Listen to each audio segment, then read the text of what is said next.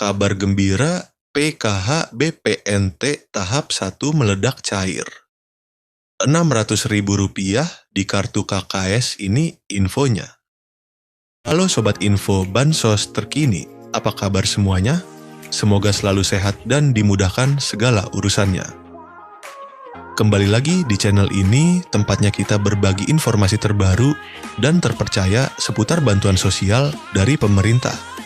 Nah, di video kali ini saya akan menyampaikan kabar gembira. Karena tepat hari ini, Februari 2026, ada banyak sekali bantuan sosial yang cair untuk masyarakat penerima manfaat. Jadi, silakan disimak baik-baik, jangan sampai ketinggalan informasinya. Pertama, Program Keluarga Harapan PKH. PKH kembali dicairkan untuk berbagai kategori. Mulai dari ibu hamil, balita usia 0 sampai 6 tahun, lansia di atas 60 tahun, penyandang disabilitas berat, hingga anak-anak sekolah dari tingkat SD, SMP, sampai SMA. Nominal bantuannya tentu berbeda-beda sesuai dengan komponen masing-masing keluarga.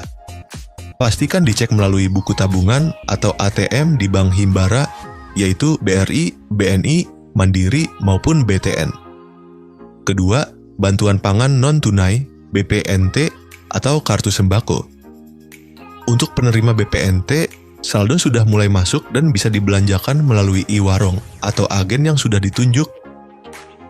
Bantuan ini biasanya berupa saldo senilai Rp200.000 setiap bulan untuk memenuhi kebutuhan pangan pokok seperti beras, telur, dan bahan pokok lainnya. Ketiga, bantuan langsung, tunai dana desa. Beberapa desa sudah menyalurkan BLT-DD tahap bulan Februari. Jadi bagi keluarga penerima manfaat di tingkat desa, segera konfirmasi ke kantor desa atau cek informasi dari perangkat desa setempat. BLT ini diberikan untuk membantu meringankan kebutuhan hidup sehari-hari, terutama bagi keluarga yang masuk kategori miskin dan rentan. Keempat, bansos pangan beras 10 kg. Selain bantuan tunai, ada juga bansos beras 10 kg dan minyak 2 liter yang disalurkan melalui Bulog. Beberapa wilayah sudah menerima distribusi langsung, baik diambil melalui kantor desa, kantor kelurahan, atau diantar ke rumah masing-masing penerima. Nah, sobat semua, itu tadi beberapa bantuan sosial yang cair di bulan Februari 2026 ini. Jangan lupa untuk selalu mengecek status bantuan melalui aplikasi Cek Bansos Kemensos, atau langsung menanyakan ke pihak desa dan kelurahan, agar tidak ketinggalan informasi.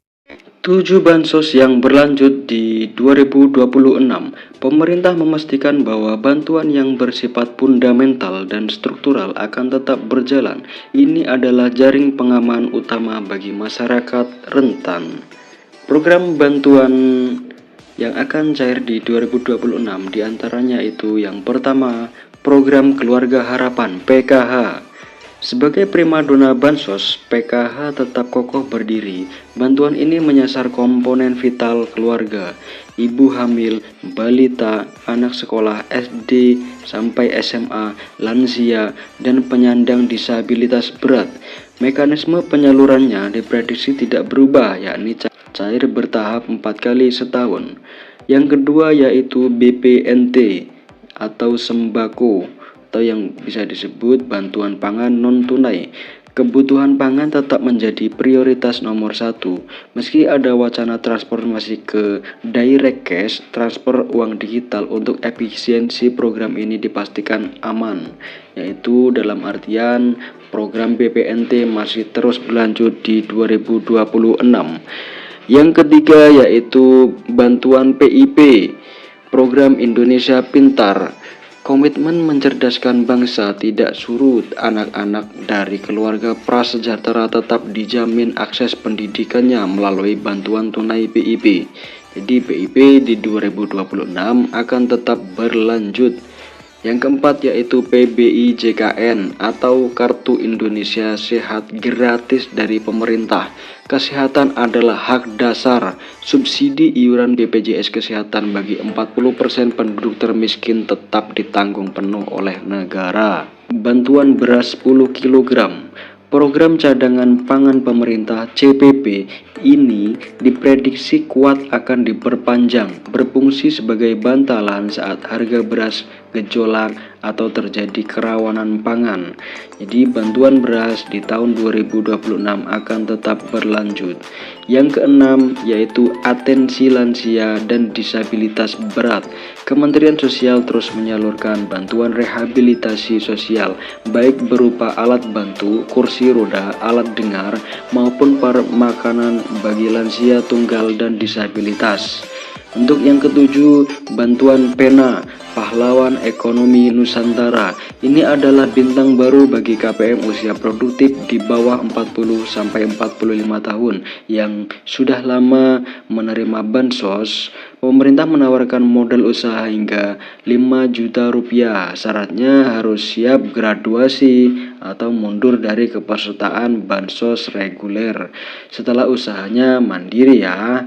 Jadi nanti akan ada pengembangan apa skill-skill yang bisa dipelajari dan dipraktekkan. Dalam artian harus melalui proses graduasi secara mandiri atau graduasi secara sukarela. Tidak semua kabar itu manis ya. Ini dia yaitu kabar di tahun 2026 menjadi akhir perjalanan bagi bansos yang sifatnya ad hoc atau sementara. Nah, selanjutnya bansos yang kemungkinan di tahun 2026 tidak akan cair lagi yaitu BLT Kesejahteraan Rakyat atau BLT Kesra. BLT mitigasi bantuan tunai tambahan yang sering cair di momen tertentu seperti saat inflasi tinggi atau El Nino dikabarkan berhenti total per 31 Desember 2025. Sifatnya yang fleksibel dan temporer membuat program ini tidak masuk dalam anggaran rutin jangka panjang 2026. Bantuan subsidi BSU, program yang sempat hits saat pandemi ini juga diprediksi tidak akan muncul kembali seiring dengan pulihnya kondisi ekonomi pasca krisis.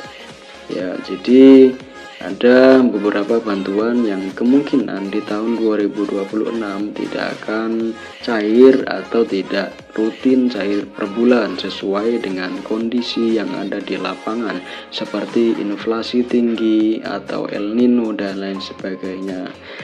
Ya, lalu isu yang sangat hangat di tahun 2026 yaitu era baru bansos digital dan seleksi alam KPM. Isu paling strategis di tahun 2026 adalah digitalisasi dan validasi ketat.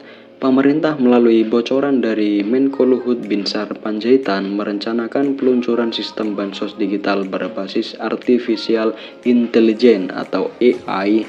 Tujuannya yaitu memberantas hantu bansos alias penerima fiktif, penerima ganda atau salah sasaran. Jadi concern pemerintah sangat concern di situ ya. Seperti penerimanya yang nggak ada atau bansosnya tetap cair, meninggal tetap bansosnya cair, atau penerima ganda atau salah sasaran. Itu pasti menjadi concern agar efisiensi menggunakan artificial intelligence. Apa konsekuensinya bagi KPM jadi KPM yang terdeteksi sudah mampu secara ekonomi, memiliki aset, gaji UMR atau di atas UMR dan lain sebagainya, yang intinya mampu akan langsung dinonaktifkan dari DTKS, data terpadu kesejahteraan sosial.